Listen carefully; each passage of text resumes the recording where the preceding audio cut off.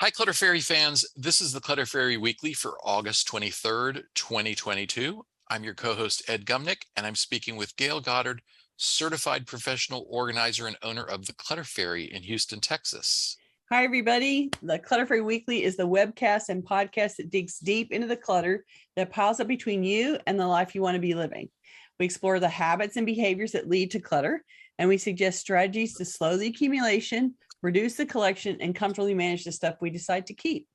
If you're new to our Zoom meeting, we want to let you know that you can share your comments and questions via the chat, and I'll try to make sure Gail gets to them before we move on to another topic. You can also use the raise hand feature to let us know that you'd like to ask a question or make a comment yourself via audio or video. We're also streaming live on Facebook, so you can share comments and questions there, and I'll relay them to Gail. We're going to start, as usual, by recapping last week's Tittle, which was called Claiming Your Sanctuary. The assignment was to take a step or two toward turning your primary bedroom into the refuge of your dreams. We want to hear from our participants in Zoom and on Facebook. Who tried any of our Tittle suggestions for the bedroom this week? Please let us know in the comments. YouTube viewer Cynthia had a lot of progress to report, including this comment that she shared. I got my son to take grandma's beautiful but large dark wood jewelry armoire out of my bedroom. It was big, dark, and loomed over me next to the bed, and I don't need a whole armoire for my jewelry. It never occurred to me that there might be people who have an entire armoire for jewelry. It's true. They make a specialty cabinet for it. Cynthia went on to say, it is fermenting in the garage until I try to sell it online. It sounds like she's picked up some Clutter Fairy lingo there. Right. She said, such a relief. Replaced it with a smaller white wood bedside table that belonged to my great aunt Mart. So I still have the energy of the sacred ancestors protecting me at night. Oh, isn't that awesome? And how great if you think of the old piece as big and dark and looming, and replacing it with something that is smaller and more appropriate to your bedroom is awesome. So good job for making that happen. And it's a perfect example of one minor change can make a big difference in how the room feels. And I would think that dark wood and like tall and looming makes it less comfortable. It makes it less peaceful feeling in the room. And so you've shifted that energy a little bit and made it not take up as much space and not be as crowded around your bed. And good for you. I think that's a great example for the rest of the group about, I traded one thing that I didn't like and I replaced it with something that I like better, and it feels better in there. And that's awesome. Good for you. And somebody will think it's the bomb. And when you put it on Nextdoor or however you're going to advertise this jewelry armoire for sale, someone will think it's the bomb and they'll be thrilled to death to have it. So you can make it go on to the next person and not be your problem anymore. M reports, I am working on getting into the bedroom without turning sideways. Yay. That's definitely a good progress. Goal. Yes.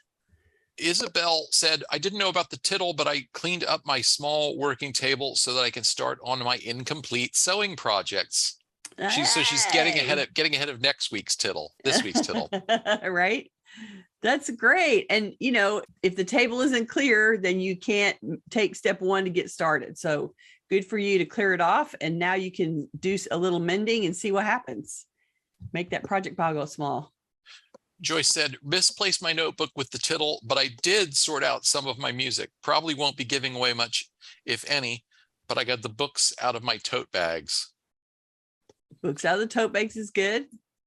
Marsh said, I did daily mindfulness of making my bed, fluffing the pillows as I walk away. It felt pure and pretty. Oh, isn't that lovely? And you're the one that benefits every day from that, right? Like anything that you do in the bedroom is going to make it better for you every single day. And that is worth the effort. It's totally worth the effort. Congratulations.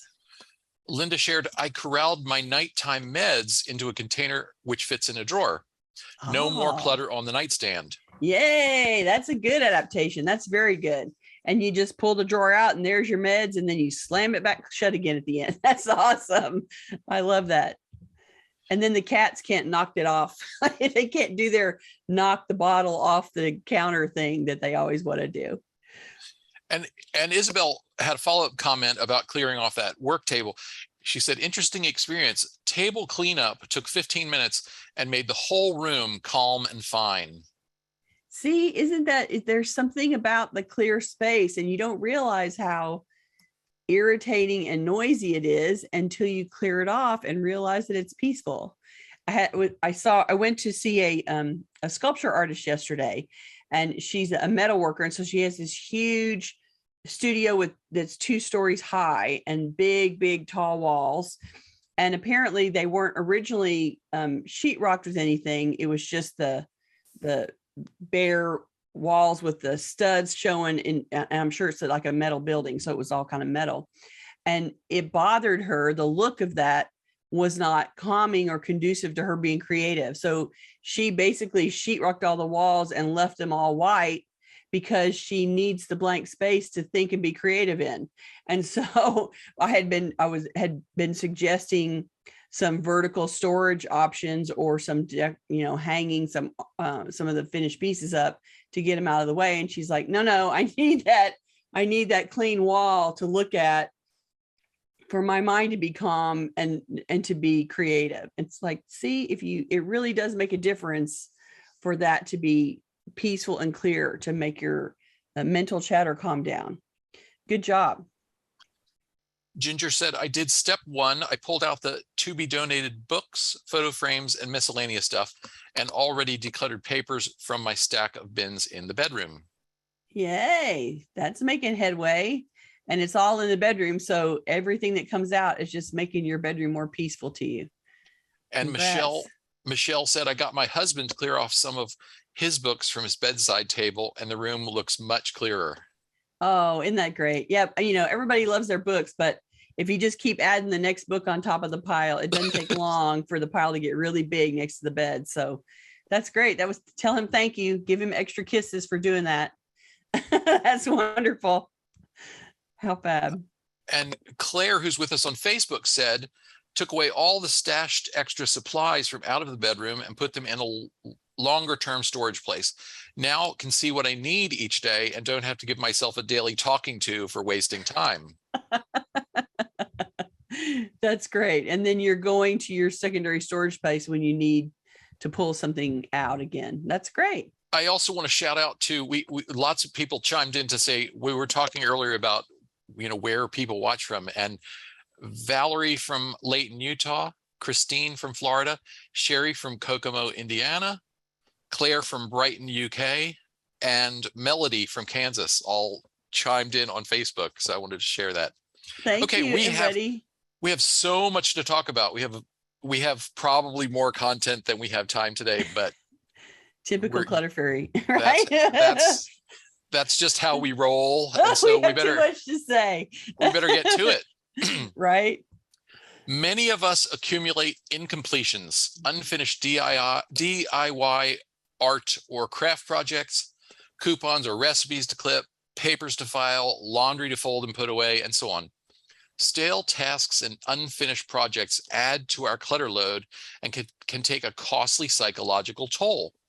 Today, we're going to examine the nature of incomplete projects and suggest some strategies for moving them off your to-do list and out of your head. We're going to start by talking about the survey results. So I want to share a few things and get your reactions to those, Gail. Okay. The first question was, do you have incomplete projects or tasks that currently or usually contribute to the cluttered condition of your home? And we found out that this is obviously a long overdue topic, right? Because 95% of people said yes. Well, 93% said yes, and a couple of people said sometimes or many unstarted projects and tasks. So we counted those as yeses as well. So 95% of people. So clearly, living with incomplete stuff is part of the clutter habits that exist in your life. And so recognizing that and trying to address that is, we're going to talk about that a little bit, but recognizing that as one of the factors that you have to climb over or learn about or grow around is will help you declutter the house some more. We're going to talk about the nuts and bolts, what particular projects people are stuck on. We're going to get to that a little later, but I wanted to just share a couple of answers from the question about contributing factors. We asked people to list one or more factors that contribute to the difficulty or inability they have to complete the project. Viv said, huge project that requires a tremendous amount of uninterrupted time. I'm slowly peeling the onion of layers of work, but won't be done for months. Not enough time to devote to it. This was a recurring theme. The average person works for a living. No one has huge amounts of uninterrupted time. So waiting for that to arrive is a definition of not being able to get there, right? You're just going to have to do it in little bits. And those little bits are going to be defined by how much time you have in your life that could be devoted to it. And that's going to be constrained by, you have to go to work, you have to take the kids to school, you have to go to play, their kids are going to soccer, whatever dedicated time you already have that's given away. And so there's only slices of time that you can devote to something of your choosing. And then how much of that time are you willing to work on the project? And so I think people mentally sit around and wait for that moment when they're going to have a chunk of free time so they can do it from start to finish.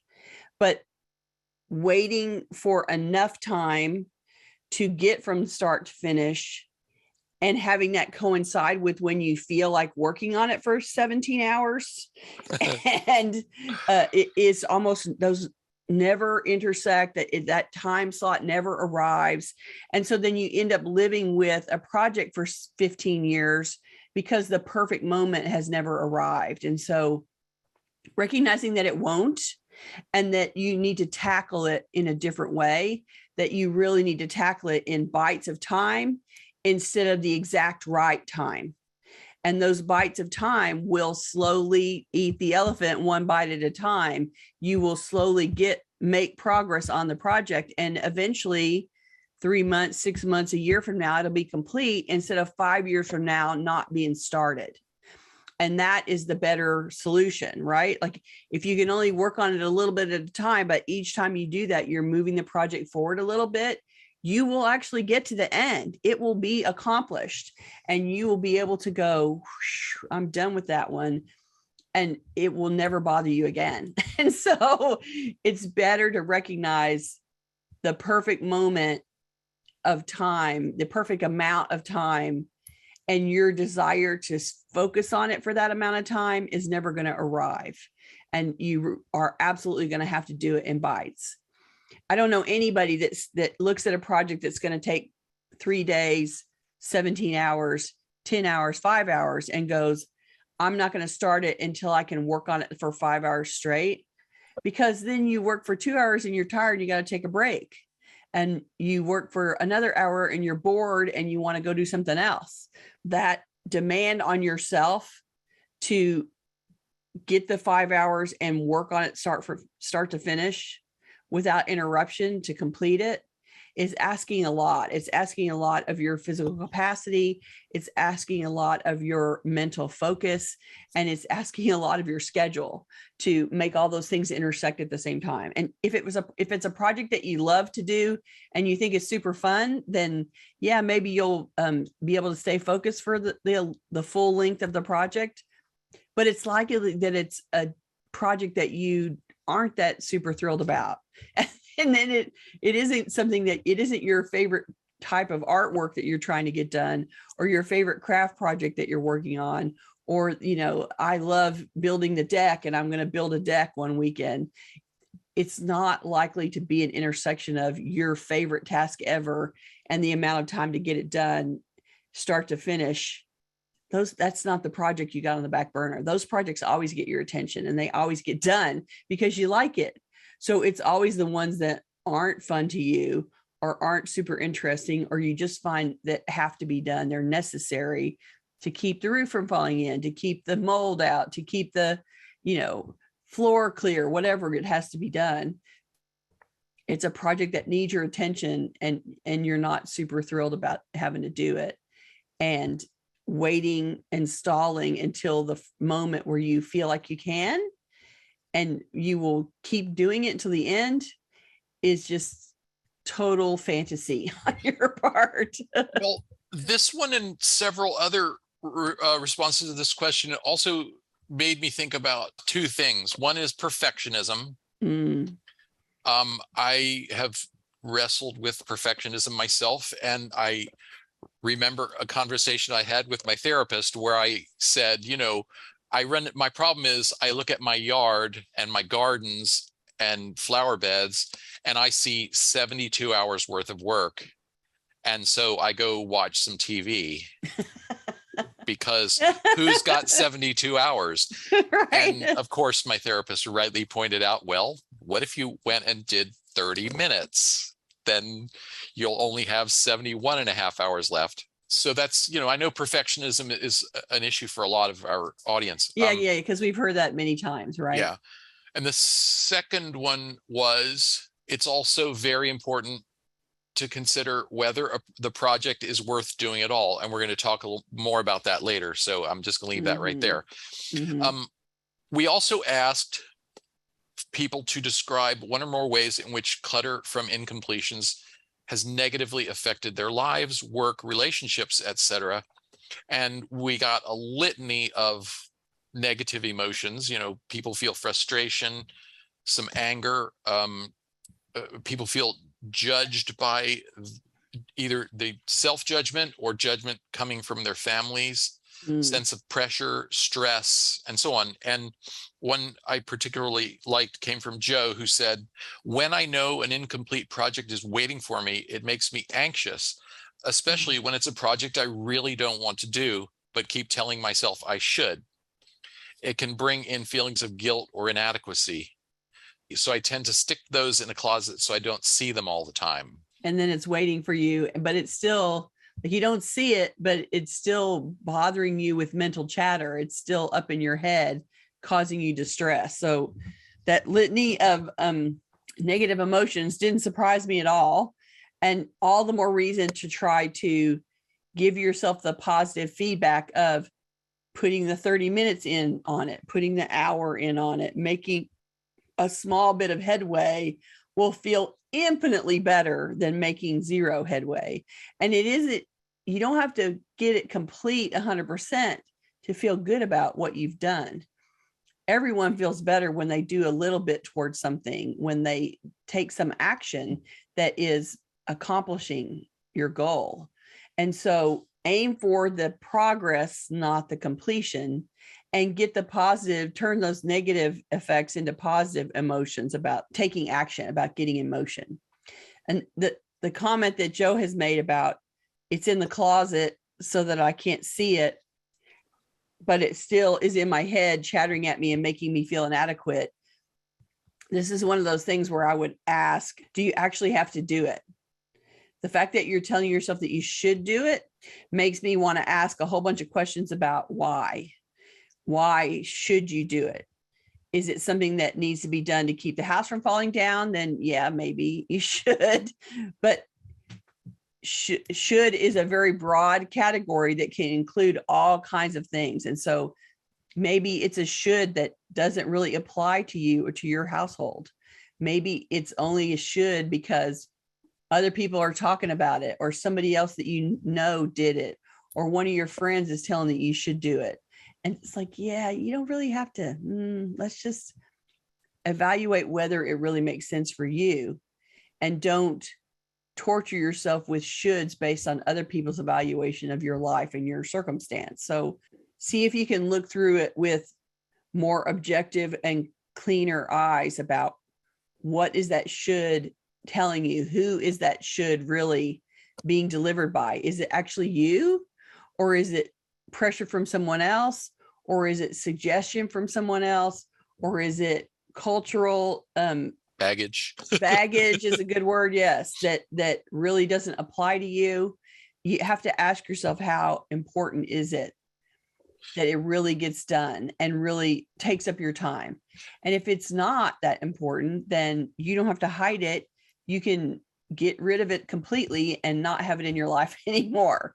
But the trick is to decide, how bad does it need to be on your to-do list, and how important is it that it get done? And if you don't feel up to the task, if it's something that you have determined needs to get done and you don't feel like you can do it, then this is where you go hire this out. Like, you find the guy who is absolutely able to do this without any trouble, and it's worth the money and your peace of mind to save up the money and let this be done by someone who can get it done in a hurry and make it be complete. Considering the answers, I almost think this could have been 3 episodes: coulda, shoulda, and woulda, because Right. because there's also a problem of, we take on these things because we can, and that's, when we'll talk about that more with art projects and craft fun stuff that remains unfinished. And then the shouldas are obvious, and then the wouldas are I would do this thing if the right conditions came together, or if I got this other thing done first. And we're going to talk about that some more too. Let's one more question from the survey was, for the incomplete project or task you described, list 1 or more benefits you would obtain from completing the project. And one of my favorite answers on that one came from Amelia, who said, and Amelia's project is paper. She said, the burden of having an abundance of backlog paper articles around would be lifted, and would only have to focus on the new coming in. I would regain valuable real estate.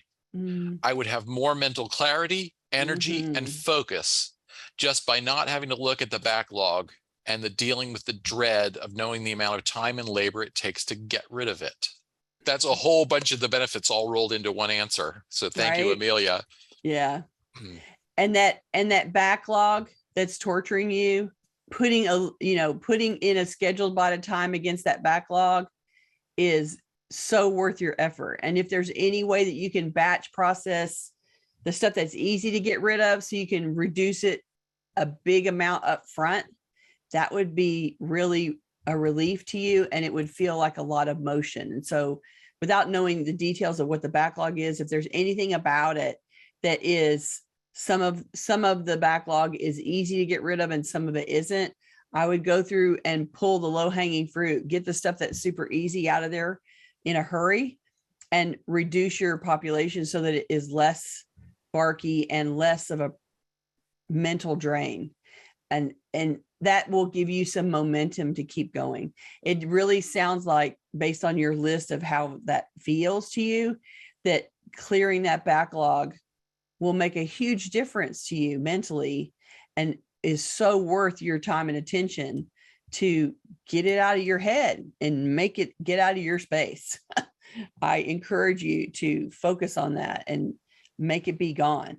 And if you need help, call in the cavalry, man.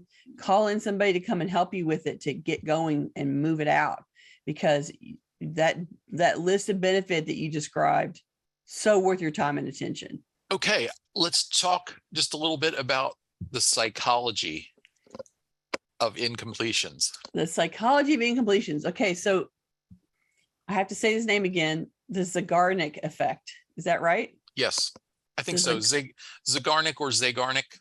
Zeigarnik like effect, that. Right? So Lithuanian psychologist Bluma Zeigarnik postulated that we remember unfinished or interrupted tasks better than we remember completed tasks. She found that a task that has already been started establishes a task-specific tension that improves our cognitive ability to keep the details of the task fresh in our minds. There are benefits to this psychological phenomenon, like students retaining more of the material that they're studying if they interrupt study with breaks or other activities, instead of studying for long uninterrupted periods. I thought this was really interesting, and the research that was, they actually did a research project with waiters and found that waiters could keep lots and lots of open orders in their head, and know the details. We're still waiting for this order of fries, whatever. Probably not in Lithuania in 1925. I don't know, um, but that once orders were completed, their recall rapidly dropped off. Right. And that I think this phenomenon also contributes to that thing we've talked about before, where the stuff that you have to do nags and nags and nags, and you don't give yourself sufficient credit for what you've already accomplished. Right. Because when it goes on the complete list, it falls out of your brain practically. Yeah. And that's why we talk about taking photographs of what you've done, or making the list of things that you completed so that you can go back and look at the spreadsheet, because your brain is designed to let it go when it's complete. And it's not you having memory issues. It's that your brain's like, I'm busy. I can't focus on the stuff that's done. I got to focus on the stuff that's not done. And so it has there's a method to your brain's madness, and it's focusing on the stuff that's not done. And so if you need to remember the things that you completed, and to order to remind yourself how good you're doing and to make it worth continuing, then you just got to give your brain a little support and make the list and take the photos so that you can see, I took those 8 bags to the donation today, and I put out the 17 bags of trash, and I, cleared this area that used to be crowded, and now it's perfectly clear. And having that stored secondarily, because your brain's going to let go of it, will give you some positive encouragement to be focusing on the things that aren't complete. Then there's the added extra here. A Russian psychologist named Maria Ovsiankina. Thank you. Ovsiankina. That is a lot of consonants. Okay. She's following up on the other researchers' results, and found that incomplete tasks create a quasi need, a pattern of intrusive thoughts that persist until the task is completed. So how many of us can raise our hands and go, yeah, I have a pattern of intrusive thoughts right now in my head? Those intrusive thoughts can cause us lots of anxiety and stress, which is why we're here today talking about completions, because psychologically our brain is doing this to us, and it's designed to do it, right? Like that's how it works, so that we stay on task and get stuff done. I love that. And, there's who knew your brain is actually working against you, or, it thinks it's working for you by keeping those tasks up front and current. So let's talk for a moment about what we'll call keystone incompletions. You've heard us talk before about keystone habits, the critical habits that underlie all our other routines, like the daily run that you make, or the morning journal entry in your journal, the nightly reset of the kitchen to be ready for the next day. These are all keystone habits. So we want to talk for a moment about keystone incompletions. These are the critical tasks or projects on which other actions depend. So one of our survey respondents gave us a great example of a keystone incompletion, and viewer C wrote, I want to paint an armoire. So it's in pieces waiting for that to happen. And in the meantime, the things that should go in it are sitting around. And then she says, sigh. So that's a perfect example of, I have now prevented my ability to put my clothes away because I took the armoire apart because I wanted to paint it. Getting stuck on a keystone incompletion can shut down progress in all kinds of areas. As you spend time thinking about your incompletions, pay particular attention to the ones that are sabotaging your ability to move forward.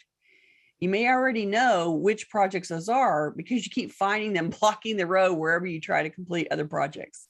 And I will tell you, a big part of what I do with my clients is hit those roadblocks and bust them apart.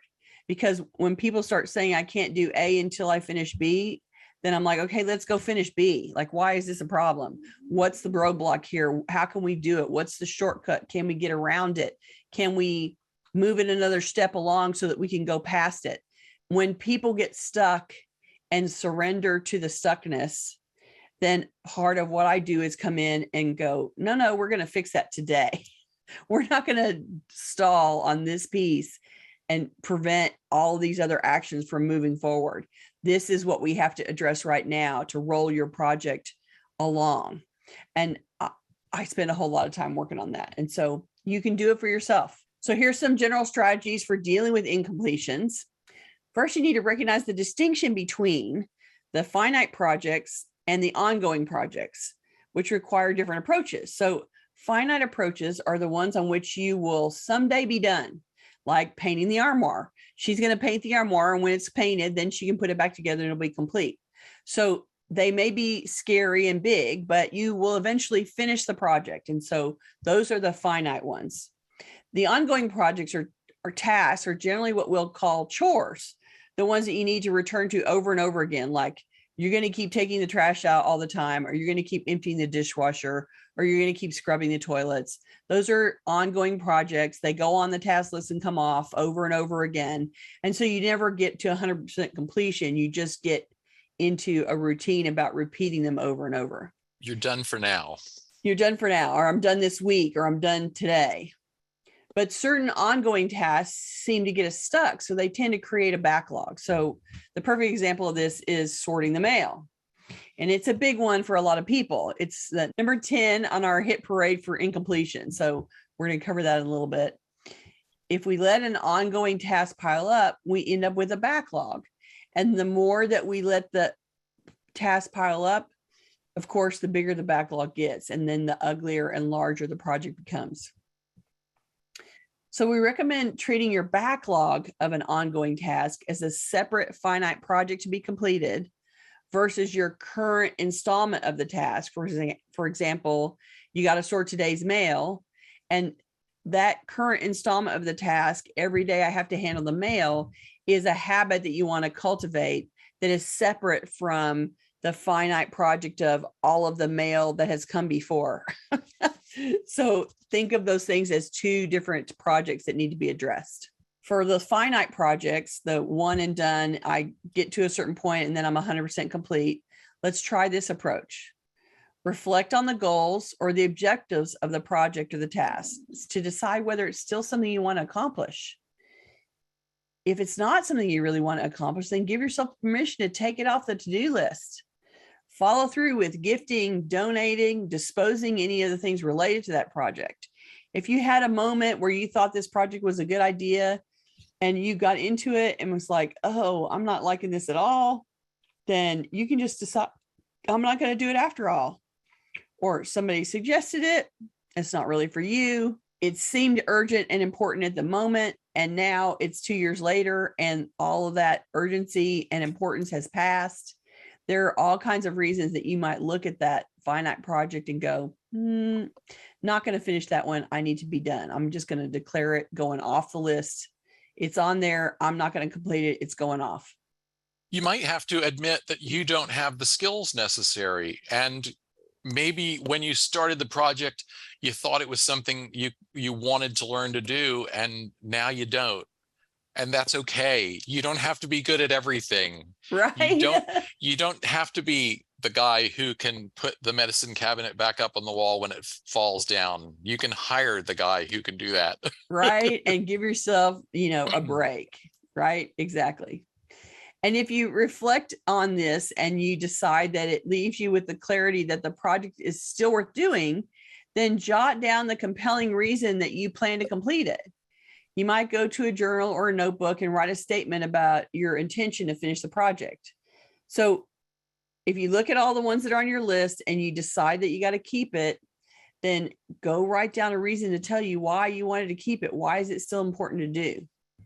This is also a little bit of an answer, the beginning of an answer to M, who said, there is also the problem of forgetting how the huge project was being organized, which pile was which, etc.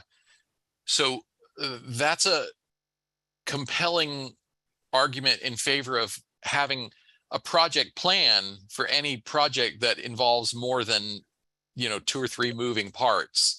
Even if it's and it can be just a single sheet of paper. We're not talking about, your something binder massive. Full of the project plan, just a single sheet where you write down, here's why I'm doing it.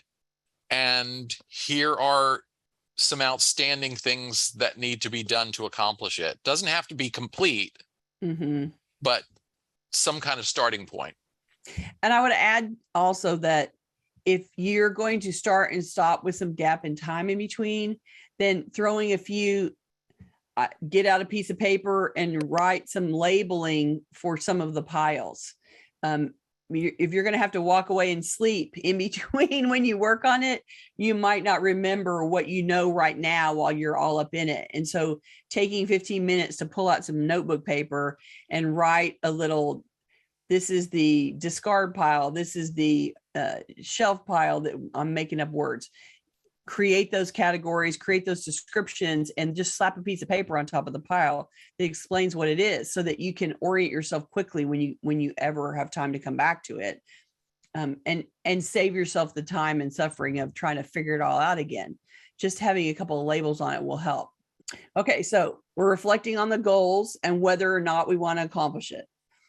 Then if you decide that you want to accomplish it, then you want to identify obstacles that stand in the way of continuing or completing it. Identify the very next step to take towards completion of the project. Budget your time. So schedule an appointment with yourself and with your friends or your helpers, if that's something that you can work on, to work on the project. So you want to make sure you've got some time to work on it. And then work in manageable chunks of time. If you're badly stuck, work in a 10-minute chunk of time. You can set the timer and go work for 10 minutes. If you are feeling ambitious, you can go set the timer for half an hour, and see whether you can get an hour into working on the project. And then, lather, rinse, repeat, which means do it again and again. You might find, especially if the project is fun or satisfying thing that you keep setting aside, that your passion and interest will be reignited, and suddenly the project will race towards completion. So sometimes what you focus on catches your attention and grabs your enthusiasm. So if you can just get yourself to focus on it, you will sort of dive in and get going, and you'll actually get it to complete instead of having it be sitting there mocking you anymore. Budget the time, work in manageable chunks of time, and repeat as often as necessary to complete it. So here, let's talk about ongoing actions, the things that are the chores, the tasks that you have to repeat over and over again. We're going to add a different approach. We have a different approach to those things to get them to complete. Once again, you want to reflect on why you do this activity. What is the purpose of it? Is it really necessary? In a lot of cases, you have no choice. You have to deal with the mail. You have to deal with the laundry. You have to pay the bills. But sometimes the things that we feel we must do are commitments we made to earlier versions of ourselves. So don't be afraid to question your own assumptions. Ask yourself, is there an alternative to doing this thing? For example, if your nagging incompletion is an unweeded flower bed, could you delegate this project to another member of the household, or could you start paying someone to come and do it for you? If you think you need to weed that flower bed, but you cannot even imagine going out in the heat to do it, then that's a project that really needs to be assigned to somebody else. It's too hot and you can't be bothered. Someone else gets paid to be out there and do it. Have them put in a nice rock garden. Right? Have them, put cactus out there. So think about what it will take to stay on top of this ongoing task. Do you need 5 minutes a day to do the mail, 10 minutes to do the toilet? Consider the amount of and the kind of energy you'll need. Is there physical or mental energy required? Do you need a whole lot or a little?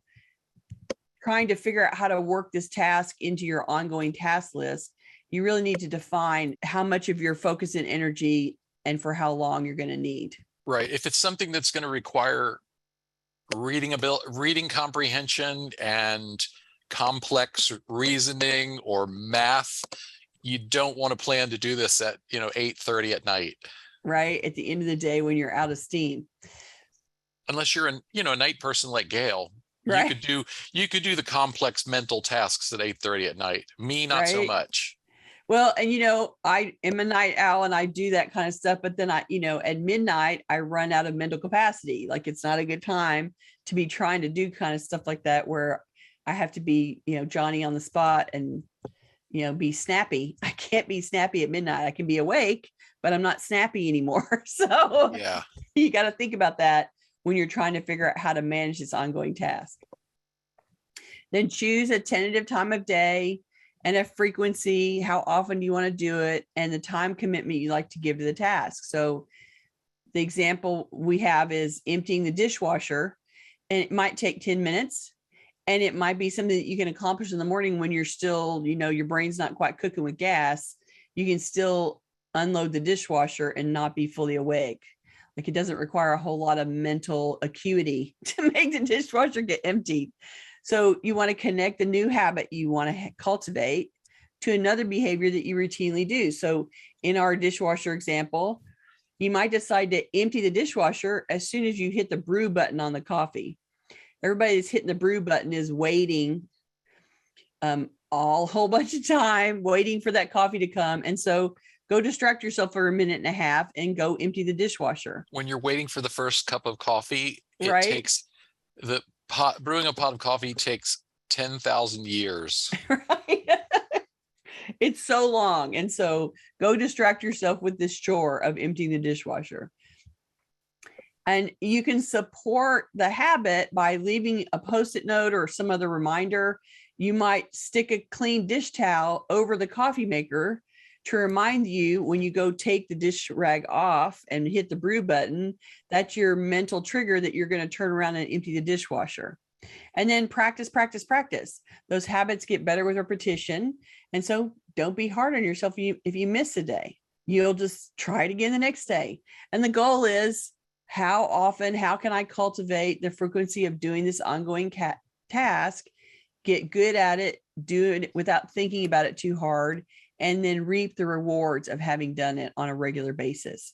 It'll add a lot to your life to accomplish some of those things regularly and feel cleaner, better, supported, quiet, all of those benefits that you guys have talked about so many times.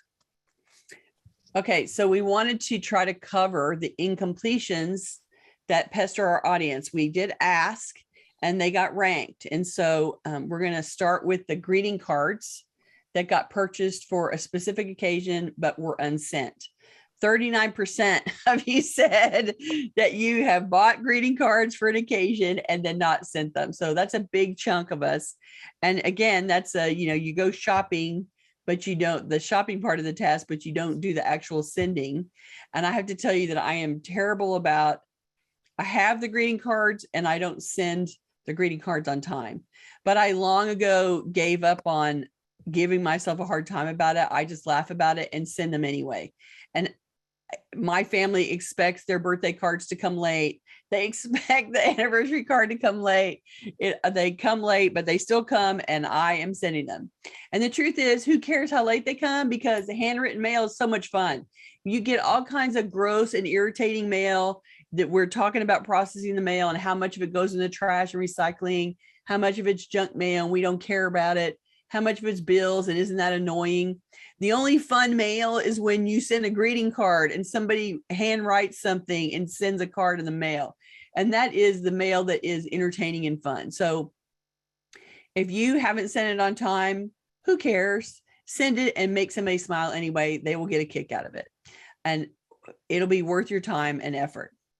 And it doesn't matter that it's 2 months late or 5 months late or whatever. You can just laugh and say, ha, ha, ha, just now sending this. Still love you, still thinking about you, still want you to have a happy birthday. Hope it was fabulous. There's a million things that you could do to make that person laugh and enjoy the beautiful card that you sent. And so make the effort. Donations. Here's the next thing that is incomplete that bothers our people. Donations that have been identified but not taken to donate. 41% of you admitted to that. So I think the biggest problem is that nobody wants to do the trip. They don't want to make the trip. And the pile gets big enough that they don't want to load the car. So we have said this a million times, make smaller packages so they're easier to carry and make repeated trips to get them into the car. You don't want them in a big, huge box that no one can lift. And then you can never get the box to the car or get the box in the car when you get it there.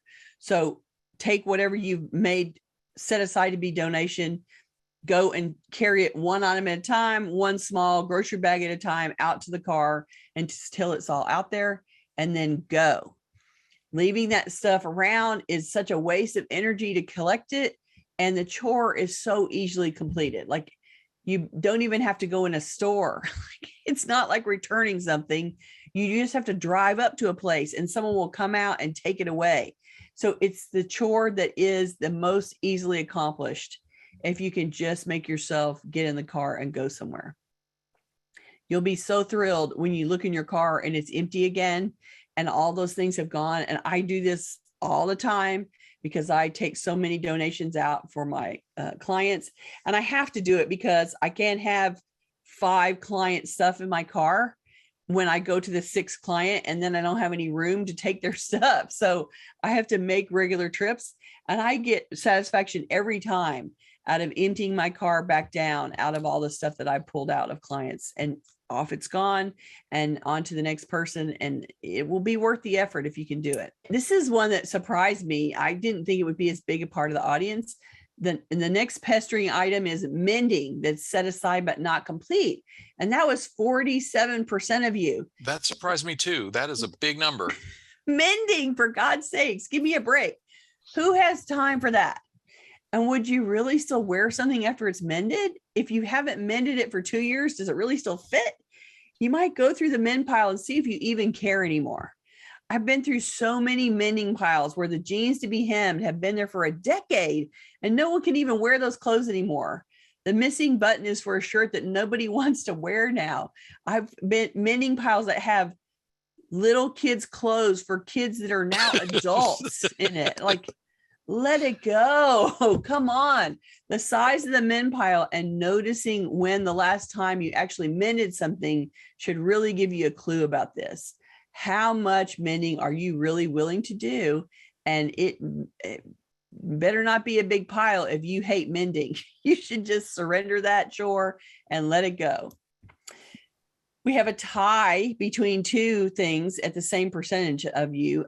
Partially read books that you plan to finish someday, in air quotes, and then unfinished DIY projects. So 51% of you claimed partially read books and incomplete DIY. So for the books, you need to decide, do you still want to read them? Does it really hold your attention? Like, if it didn't hold your attention before, is it really worth circling back to finish? You can just declare that book complete for lack of interest and pass it along. It does not need to stay with you, and you don't have to finish it, because I'm guessing you finished 67 other books since then. And so it isn't like you're not out there reading. So if it just it just wasn't for you, you can pass it on. It'll be for somebody else. The unfinished DIY projects, did you bite off more than you could chew? Maybe you didn't like the results you're getting as you started working on it. Maybe you need a professional after all to finish it. Or you can evaluate a DIY to see if you still even want to make it happen. Is it worth the effort you're going to have to make? Is the chaos that it's causing now worth continuing the project? How long has it been waiting to be completed? These are all things you should ask yourself, because if any of those answers, I bit off more than I can chew, I don't like the results I'm getting, I think I need a professional, then you can just make that DIY become a project that you hire out and let somebody else finish it and be complete with it. There's nothing worse than a DIY that you don't feel called to complete, that's sitting around looking annoying and incomplete all the time and making you mad when you go buy it every day. So evaluate those DIYs, that, especially the ones that have been sitting there for a long time. Are you really going to do it? Is it really worth the effort? Is it just better to pay and let somebody come and finish it and be done? We have a great comment that I've been saving for this one. Okay. This is from Michelle in Yorkshire, who said, I once left an ex who I used to call half a job Rob, because I couldn't live with him starting too many DIY jobs and completing nothing before starting the next. Half a job Rob. That's awesome. I imagine there are more than a few men out there wondering why they've never been able to hang on to a woman. Oh my God, that's so true. I love it. That's awesome. There you go, because you've been driving people crazy with those unfinished DIYs. Darn right. Well, and here's the girl version of it, the unfinished art or craft project. 56% of you have unfinished art or craft projects. And I have to ask, was this because it wasn't as fun as you thought, or because you overestimated your free time, or because you always have something creative out there as a downtime, distraction, or entertainment? If you're not enjoying it after all, then let it go. There's a million other art projects you can do that you'll probably like better. If you don't really have time right now, then put it away until your free time, until your time frees up a little bit. You have a little more free time to give to a craft project. If you like it, then schedule your crafty time on the calendar. If you think this craft project is fun and you like what you're doing, then give yourself the gift of some crafty time to be working on it and trying to finish it. But my point is, you need to be evaluating this incomplete project and say, is this art or craft something I would actually finish now? Or did I get enough out of the part that I've done and it's incomplete and I can pass it unfinished to somebody else? Make sure it's in your house because you actually want to do it. So this was a fun one that I was surprised about. Materials or tools for a project that you never started. So you went out and bought the materials or tools to start the project, and then you didn't start it. So you know why this is true, because we all love an excuse to go shopping. So before you jump in the car to shop for a project, you better stop and ask yourself whether it's a true actionable project that you will really make time for, or whether this is an aspirational project that you dream that you'll do, but you won't actually make happen. There's no point in shopping for aspirational projects until you actually expect to come home and start working on it that minute. If it seems like a vague good idea, but you don't see yourself getting started anytime soon, skip the shopping for the items. So that prevents you from building up new ones. The ones that you have now, those materials, the project that you've never started, you got to go back and go, am I really going to do this? I know it was a good idea, but this stuff has been sitting here for so long.